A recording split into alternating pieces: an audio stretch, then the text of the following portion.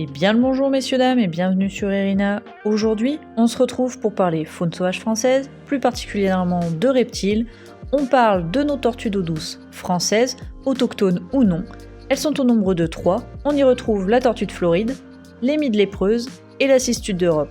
C'est cette dernière qui nous intéresse aujourd'hui. Bienvenue dans un focus espèce sur la cistude.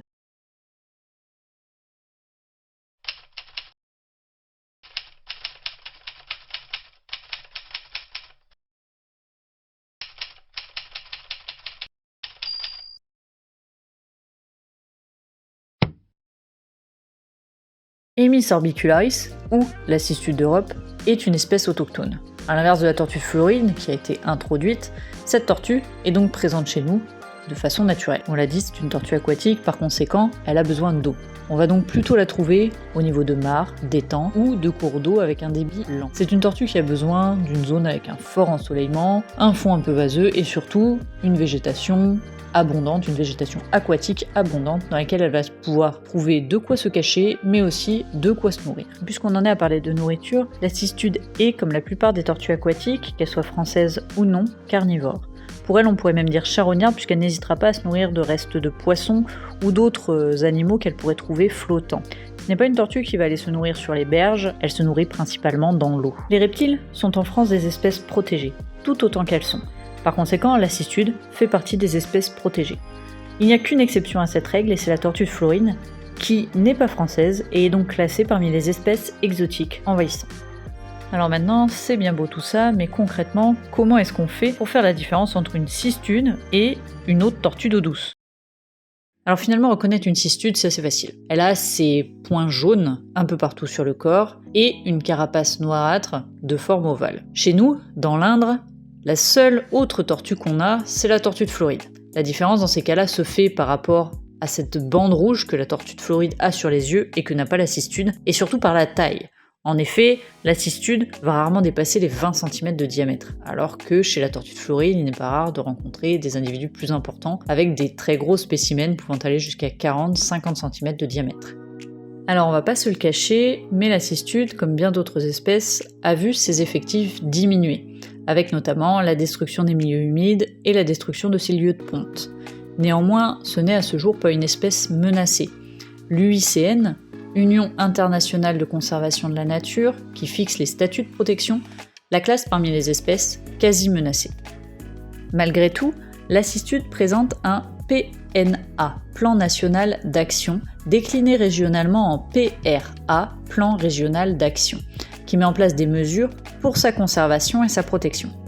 Au-delà de son statut de protection, c'est lié au fait que la cistude est ce que l'on appelle une espèce parapluie, c'est-à-dire que participer à sa conservation, c'est permettre de préserver d'autres espèces, notamment par exemple les amphibiens ou encore les libellules.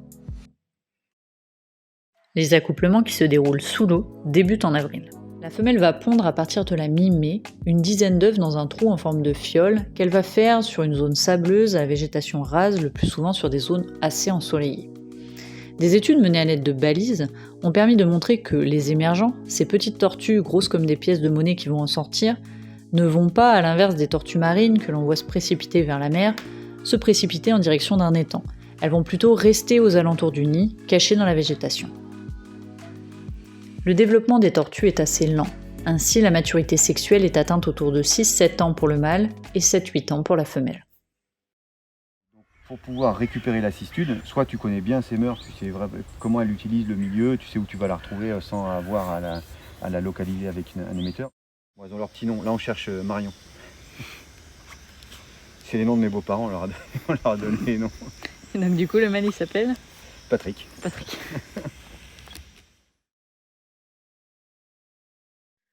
Et puisque l'on parle de balises sur nos petits émergents, en voici une, mais sur une tortue adulte cette fois. 2 tortues, un mâle et une femelle, ont ainsi été équipées sur Prissac, ici, dans l'Indre. Ces balises ont été placées pour en apprendre davantage sur leur mode de vie et les suivre tout au long de l'année. En 2022, sur cette même commune, 3 femelles et 2 mâles seront également équipés.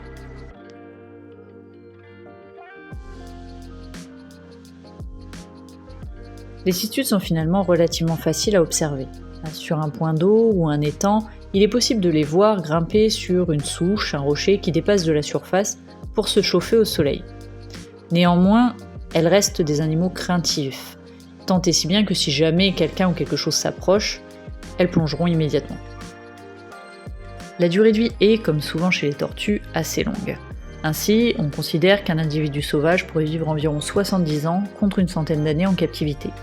Néanmoins, et pour l'anecdote, par le passé, il n'était pas rare que les enfants trouvant une cistude gravent sur la carapace la date de leur découverte. Ainsi, et si la date notée était bien exacte, alors une cistude trouvée il n'y a pas si longtemps aurait quasiment 100 ans. Et c'est la fin de notre vidéo, on espère qu'elle vous aura plu, qu'elle vous aura intéressé, et puis on vous dit à la prochaine fois. Tchuss!